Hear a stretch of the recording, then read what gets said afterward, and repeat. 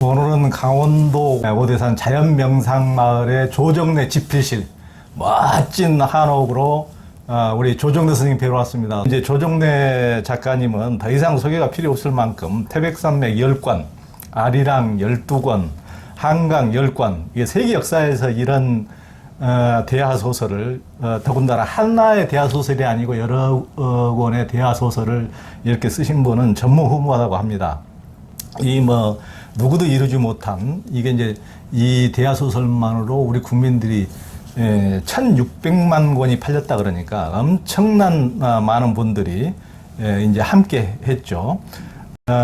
우리 이제 그 조정래 선생님을 뭐 여러 가지로 부르고 대문호, 시대의 스승 여러 가지로 이제 할 수가 있지만 저는 개인적으로 조 선생님을 선지식이라고 생각해요. 선지식. 선지식은 이제 옛날에 이제 절집안에서 이제 하는 건데, 원래 중생은 무명세계 깜깜하다고 합니다. 그래서 이제 깜깜한 중생계 이 어둠의 세계를 먼저 밝혀주시는 분들이 선지식인데, 그런 이제 이 시대의 어둠을 먼저 이제 뚫고 나갔기 때문에 저는 이제 선지식이라고 생각을 합니다. 그래서 이제 우리 조정래 선생님은 이제 분당 자택에서 글감옥 속에서 이제 거의 수십 년 동안 이렇게 살아오시다가 이곳 자연 속으로 이렇게 이제 와보시니까 어떠십니까? 도시 생활을 80년 사는 동안에 거의 50년을 하면서 항상 내가 살 곳이 아니다. 마음이 안착이 되지 않는 그런 떠돌이의 삶 같은 것을 느꼈는데 이 오대산 월정사에서 제공한 이 집필실에 와 보니까 공기가 맑고 풍광이 이렇게 빼어날 수가 없잖아요. 그리고 환상적인 산책로가 도처에 많고, 그리고 명상적인 분위기가 고요한, 그리고 개울물을 흘러가는 계곡의 물소리가 자연 교양하고 있잖아요. 그걸 들으면서 한여름을 살다 보니까 내가 마치 신선이 된 것 같은, 내 마음도 영혼도 아주 완전히 맑아지는 느낌을 갖습니다. 그래서 여기서 이렇게 건강한 모습을 내 스스로가 느끼고 산책을 많이 하다 보면 다리에 짱짱이 기운이 뻗치는 걸 느낍니다. 육체도 건강해지고 영혼도 더 맑아지면은 말년에 더 좋은 글을 쓰지 않을까 하는 벅찬 기분으로 살고 있습니다. 한국인들은 너무 열심히 살아가지고 피로해서 이제 멘토들을 만나면 통상 쉬라 버리라 이런 조언을 많이 하는데, 오늘은 실은 조 선생님 만나러 올 때는 아예 그런 걸 묻기를 아예 포기했습니다. 조 선생님은 이 세상에서 가장 열심히 사시는 분이고, 저는 이제 개인적으로 이제 정도 느끼지만은 조 선생님을 뵐 때마다 약간 긴장감을 느껴요. 왜냐면 직접 이렇게 말씀 안 하셔도 너 세상 대충 살지 마라, 이런 식의 무언에 워낙 열심히 삶으로 이렇게 사시는 분이라 이런 것을 이렇게 뭔가 가슴으로 느껴지기 때문에 굉장히 이제 조 선생님을 뵐 때는 그런 또 나름대로 또 엄중함이 이렇게 느껴지는데요.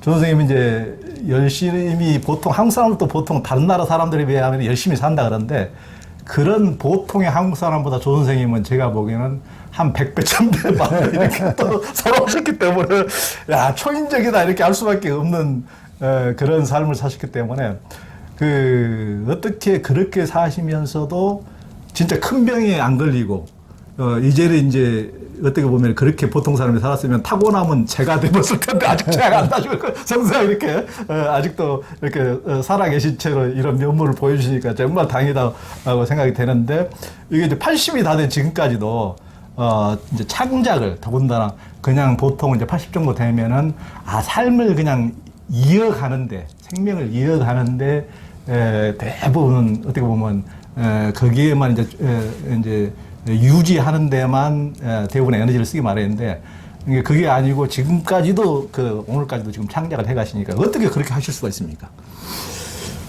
제가 금년 8월 17일로 79을 넘겼습니다.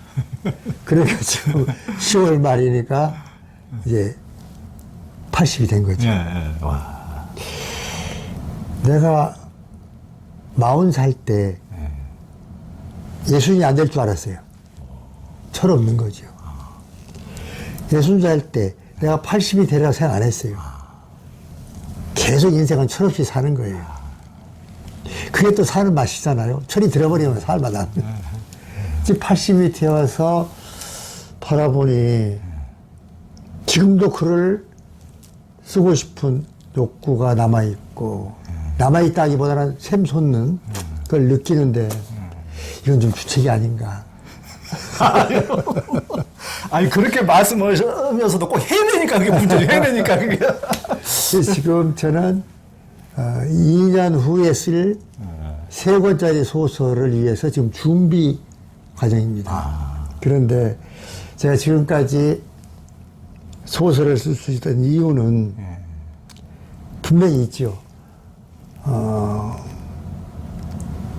매일 하루도 쉬지 않고 읽고 지금도 생각하고 쓰는 일을 반복합니다. 그러니까 전문 의사들이 말하면 치매가 걸리지 않는 것은 책을 열심히 읽는 것이다.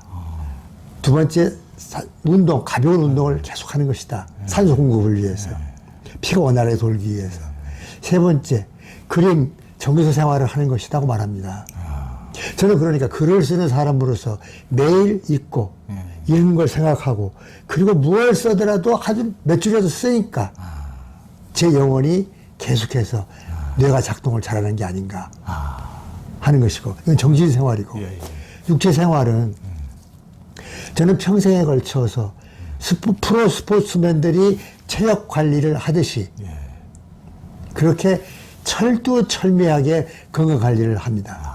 그러니까 고기를 잘 먹거나 뭐 고급 운동하는 그거 아니고 소식하고 채식하고 그리고 새끼 밥을 남보다 3배 이상 오래 고루고루 꼭꼭 씹어서 천천히 먹는 일을 하고, 그 다음에 맨손 체조 산책을 계속하는 이 단순한 생활을 함으로써 지금도 80 나이에 먹는 약이 아무것도 없어요.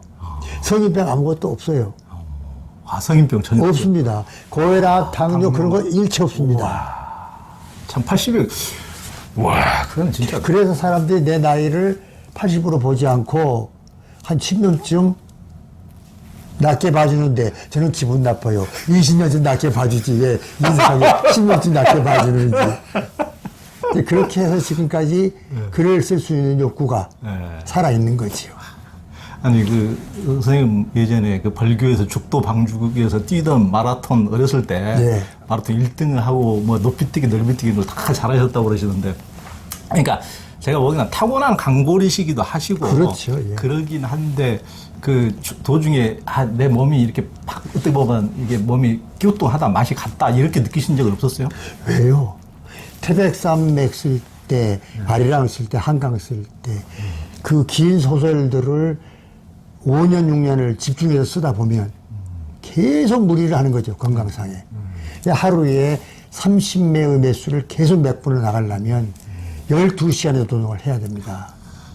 그러나 몸이 막 결리고 아프고, 그 직업병이 생겨서 위궤양, 탈장 수술, 이런 걸 겪어오면서 내가 새벽 2, 3시에 잠자리에 누우면서 온몸이 조각조각 나서 바스러져서 땅으로 가라앉아버린 같은 착각을 느끼면서 잠이 들면서 내일 아침에 못 깨어나고 이대로 죽지. 그런 생각을 수십 번씩 했습니다. 참 그러면서도 건강이 유지된 것은 그 생활 속에서도 끝없이 아까 말한 그 건강관리 생활을 철저히 했기 때문에 유지가 된 거죠. 선생님은 이제 대하소설 쓰실 때 그렇게 매일 온고지 30장 이상을 이렇게 마감을 했는데 하루에 12시간씩 앉아서 글을 쓰자면 몸에도 이제 방금 말씀하신 것처럼 무리가 있지만 심리적 스트레스, 마감이라는 게 이제 심리적인지 그런 게 클 텐데 또 보통은 이제 창작만큼 피를 말리는 게 보통은 없다고 그러는데요. 이렇게 피 말리는 그런 스트레스, 심리적, 육적뿐만 아니라 심리를 어떤 식으로 이겨내셨습니까? 그러니까 소설가는 누구든지 창작 과정에서 3가지의 과정을 거치게 되죠. 생각보다 잘 되지 않는 경우. 첫 번째가. 두 번째가 생각만큼 되는 경우. 세 번째가 생각보다 더 잘 되는 경우. 소설에 성공하려면 최소한의 노력을 다해서 마지막 세 번째가 계속 와줘야 되죠. 생각보다 더 잘 될 때. 이것은 집중적인 노력을 하지 않고 일을 하는 노력을 하지 않으면 성취되지 않는 거잖아요. 그것은 끝없는 스트레스잖아요. 긴장.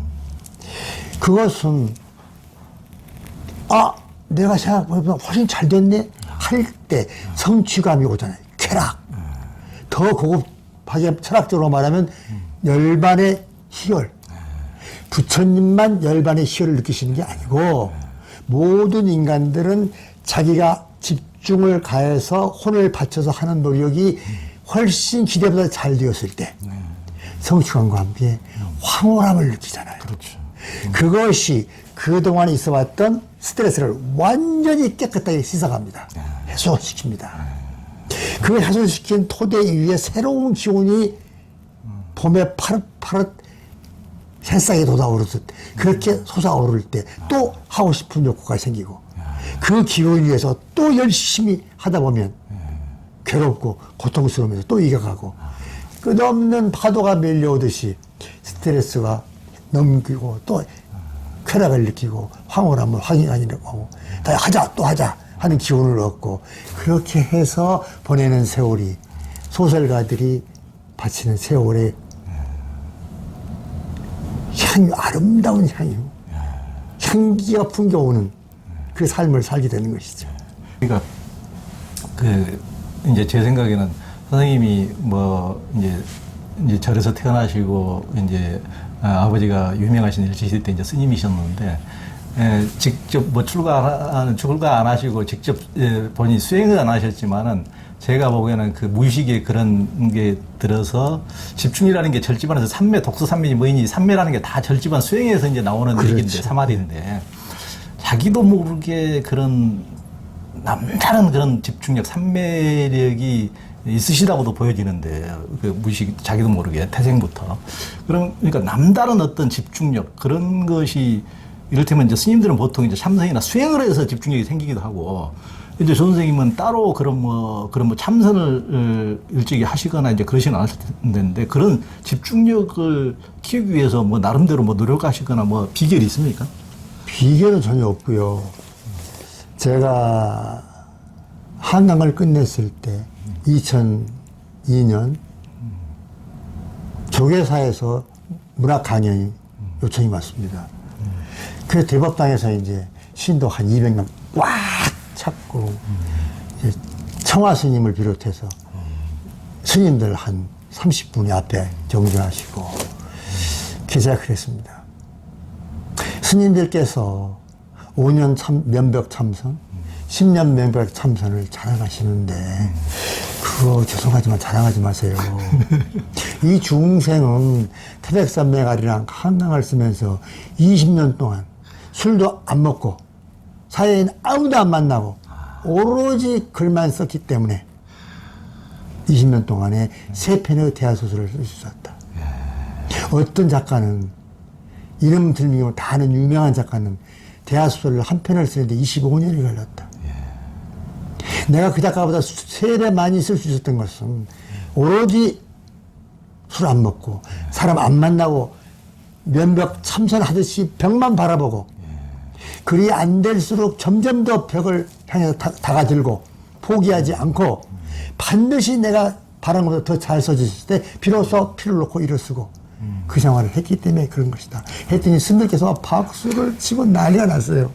조 선생님은 스님들보다 훨씬 무서워요. 왜 그러냐면 보통 이제 승복이 자기 스스로 승복이 계율이라 그러거든요. 예, 남복이가 무서워서 스스로 계율을 지킬 수밖에 없고. 그렇죠. 그런데 예. 승복을 안 입고 집 문 앞에만 나가면 아무데나 슈퍼에나 술을 살 수가 있고 예. 아무데서는 술 마실 수도 있고 친구도 만날 수가 있는데 그것을 세속에서 그렇게 스스로를 감옥에 가두는 게 훨씬 더 예. 어렵거든요. 예.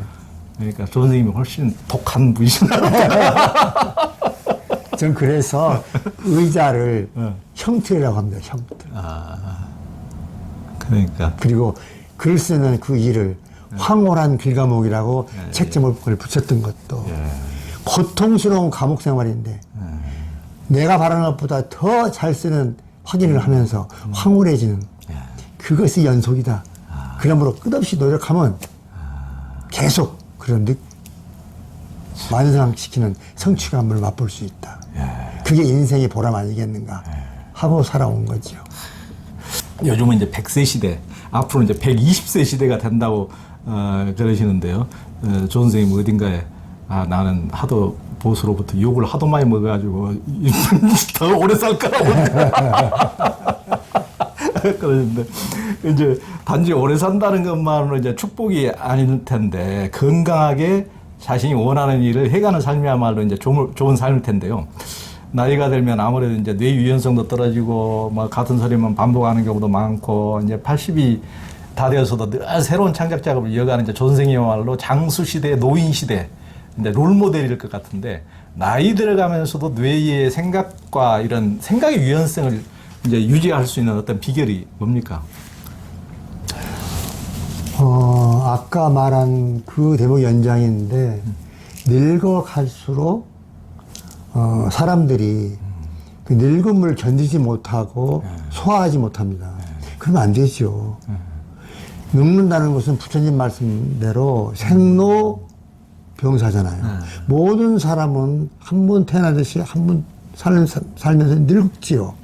그 늙으면 자연현상 그대로니까 수용하고 그 늙음의 삶을 더욱 빛나게 하기 위해서 건강생활, 정신적 건강생활, 육체적 건강생활을 자기 스스로가 경작해 나가야 되잖아요. 농사 짓듯이.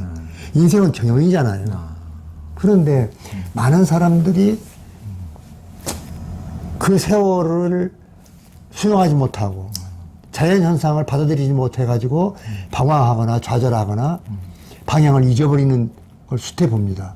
내 이 나이에 뭘 해. 자포자기. 그거 절대 안 되죠. 그래서 이와 똑같은 유사한 질문을 제가 지난번에 최근에 냈던 함께 홀로수가 함께 살라는 그 독자의 대담집에서 나이 70을 넘은 분이 자기는 정례 수색한 다음부터 제2의 인생을 살기 위해서 그동안에 못 읽었던 책을 읽자. 그렇게 계획을 세우고 10년 동안에 800권의 책을 읽었다. 근데 그 사람이 저한테 아부한 것인지 사실인지 모르겠는데 그 중에서 단연 태백산맥이 1등이었다. 당연히 읽었겠죠. 그런데 앞으로 더 책을 많이 읽고 싶은데 어떤 책을 읽으면 좋겠는가 추천해달라. 방향을 잡아달라. 그렇게 말을 해서 참 유익하게 인생여행을 정말 성공적으로 잘한 경우다. 참 좋다. 많은 분들이 선생을 따라서 배웠으면 좋겠다. 선생님은 롤 모델이다. 그리고 인생이 무엇인가 하는 것은 영원한 우리의 테마고 우리가 알아야 할 때 질문이니까 종교적 서적, 특히 불교 쪽 서적을 많이 읽는 게 좋을 것 같다. 흥미로운 그것도 좋고 병행해서 내 스스로가 죽음을 맞이하게 될 때가 오는데 그 죽음을 아주 수월하게 물 마시듯이 숨 쉬듯이 그렇게 맞이하는 것은 불교가 안내하는 길이다.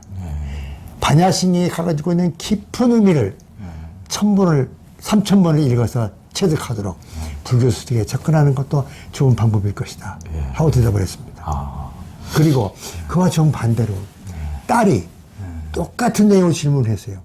우리 아버지는 꽤 정말로 잘 나가던 사람이었고 부도 꽤 많이 축적했는데 퇴직을 하면서부터 희망을 잊어버리고 방황하고 술만 계속 마셔가지고 지금은 술을 안 마시면 대화가 안 되고 정신을 못 차리는 알코올 중독자가 되어버렸다. 선생님, 이런 아버지에게 무슨 길을 좀 가르쳐 주세요. 절박하죠. 그러나 그런 말 있잖아요. 25이 넘은 사람에게 충고하지 말라. 이게 고정돼 버렸다는 거잖아요. 가치관이. 지금 60 넘고 60% 넘고 70 된 사람이 알코올 중독이 된 사람에게 내가 무슨 좋은 말을 한들 받아들여지겠습니까? 좋은 말 하면 할수록 거부할 거예요. 그래서 그 대답은 취사 선택을 해서 버리고 아까 앞에 말한 그 사람의 이야기를 그 딸내미가 읽어서 아빠 이거 좀 봐. 이런 경우도 있잖아. 하고 보여주게 하기 위해서 모든 질문자들에게 선택 안 해도 다 책을 보내주게 했거든요. 출판사가. 질문을 보낸 응답으로. 근데 그 딸이 그 질문을 아빠한테 보여줬을 겁니다. 늙을수록 정조하고 정제해서 영혼을 깨끗하게 하는 그리고 그 영혼에게 자양분을 공급하는 정신적 삶을 사는 것이 굉장히 중요합니다. 그것이 노년의 건강 유지의 비결입니다. 그 실은 예전에 이제 조정래 선생님이 이제 태백산맥 내시고 아리랑 내시고 한강은 한겨레 신문에 예. 이제 98년도부터 연재를 했는데 제가 이제 정치부에 있다가 99년 말에 문화부로 갔더니 문화부원들의 주된 일이 예. 당번이 조 선생님으로부터 오는 팩시 예. 이제 원고 팩스를 받아가지고 조 선생님은 늘 이제 노트북을 전혀 컴퓨터를 못 하시니까 예. 원고를 직접 써서 이제 원고지에다 써서 보내주시니까 그것을 기자들이 그걸 예. 치는 게 이제 당번의 일인 예. 거예요. 예. 그러니까 이제 우리들이 이제 한강 오면 이제 읽어보고 이제 치고 했는데 그에 이제 연말이 되면은 송년 이제 작가들을 모시고 예. 이제 필자들을 모시고 한번 송년회를 송년회를, 하는데 그 자리 그냥 소촐한 자리에 앉아서 예. 식사를 한번 하는데 이제 조 선생님이 그때 이제 오셨는데 그렇죠. 제가 이제 그때는 하도 한 10여 년 동안 이제 20대까지는 세월 좀 있다가 그 이후에는 인생에 하도 근본적인 어떤 철학과 어떤 종교적인 고민이 많아가지고 오직 거기에만 이제 천착하다 보니까 종교서적이나 좀 볼까 다른 책은 일체 보질 않았거든요. 예. 그러다 보니까 태백산맥도 안 읽었는데 그래서 조 선생님을 슬슬 좀 피했는데 해필 또 조 선생님 내 앞에 왔네. 정말. 미치겠네. 와, 그래서 해필 또 제 앞에 앉아가지고 이제 얘기를 나누면은 조 선생님이 워낙 빠르신 분이니까 몇 마디 나누면 저 새끼가 내 책을 읽었구나 안 읽었구나 뻔히 이제 아실 텐데도 이제 표를 안 내시고 이제 나중에 그러면 이제 저 같으면은 저 새끼가 한겨레 이제 기자식이나 한 놈이 세상에 조정래 책도 안 읽어 하면서 완전히 찍혀버렸을 텐데 선생님이 나중에 아무 말씀도 안 하시고 책을 태백산맥을 저한테 보내주셨어요. 그래가지고 이제 그 이후에 제가 이제 태백산맥 보고 선생님 책도 보고 이제 그 이후에 이제 그러면서 휴가 때 되면 이제 다른 장편도 처음으로 이제 뭐 토지도 이제 그때서 예. 나중에 그냥 읽은 거예요. 그때서 이제 읽으면서 야 이게 어떤 종교적으로 아무리 깊게 이렇게 성찰을 해도 예전에 마녀사냥이 수도원에서만 평생 산 인간들이 꼭 마녀사냥을 하는 거예요. 그렇죠. 그러니까 세상을 넓게 보지 못하고 예. 너무 왜곡된 이 시야로 그래서 이 소설을 보면서 야 풍족해지고 넓어지고 이런 게 제 삶에서 굉장히 큰 이제 종교적 성찰 이상으로 많은 것을 주고 저도 이제 더 깨치는 이제 계기가 됐습니다. 그 이제 조 선생님 이제 꼰대 교수님 한번 더 예전에 이제 또 조 선생님하고 인도를 또 한번 4년 전에 이제 가기로 해가지고 하니까 사람들이 아유 집에서 혼자 글만 쓰시는 분 모시기가 보통 힘들지 않을 텐데 이렇게 이제 폴포에나 야 너 죽었다 이제 농담삼아 그러는데 제가 깜짝 놀랐어요. 너무나 편하게 이렇게 해주시고 그렇게 이제 일정이 무리가 돼가지고 육체적으로 굉장히 힘든데도 이제 그때 좀 감기도 오시고 하셔가지고 육체적으로 힘든데도 너무나 편하게 해주고 더군다나 뭐 우리 한 40여 명이 같이 움직였는데 이제 조 선생님 보시고 이제 모이신 분들이 많은데 너무 사람들한테도 잘해주셔가지고 그 사람들이 끝나고 나서도 너무 감동을 받고 또 일일이 그렇게 몸에 무리가 돼가지고 저도 뭐 파김치가 될 정도로 힘든데 아주 그분들이 일일이 또 사인까지 다 또 부스로 이렇게 또 해주시고 그래서 그분들이 너무 감동을 받고 그래서 전혀 꼰대스러운 게 하나도 없으신 그래서 참 깜짝 놀래는 하여튼 이게 이제 개인적인 체험이니까요. 예.